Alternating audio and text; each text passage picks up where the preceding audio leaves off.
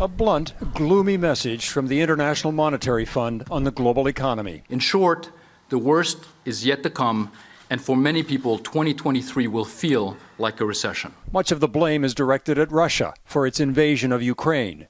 An equally blunt message today from Canada's finance minister that Russia should be out of the G20. It has no place at the G20 table. Freeland is working with her finance colleagues like U.S. Treasury Secretary Janet Yellen and told an audience at the Brookings Institution that global democracies should no longer rely on economic interdependence to change authoritarian governments. Muscular dictatorships show little sign of mellowing into liberal democracies. The world's democracies must strengthen our connections with each other. It's being called friendshoring, trading with like-minded nations and not being dependent on countries like Russia or China, especially, says this analyst, for critical goods like technology and energy. It's critically important that we establish very firm and reliable trading relations with our principal partners, the United States and Europe, and talking about friendshoring is one way to do that. In the last 20 years, Canada has reduced its export trade dependence with the U.S. from 84%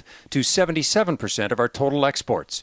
Much of that change shifted our trade towards China, quadrupling from $580 million in exports 20 years ago to $2.4 billion this year. Now our relationship with the U.S. looks ever more important once again. This is one of the easiest relationships that you can have as an American president. That easy relationship starts with the massive decision by the U.S. this year to give Canadian production of electric vehicles privileged access to the U.S. market. Canada also plans to produce critical minerals for the digital and green economy and develop partnerships with countries like Germany for the potential export of Canadian hydrogen. I think you're already seeing the practical and positive results for Canada of friendshoring. If indeed a recession is coming, it looks like Canada's way out of it will increasingly look to trade with governments it trusts. Eric Sorensen, Global News, Toronto.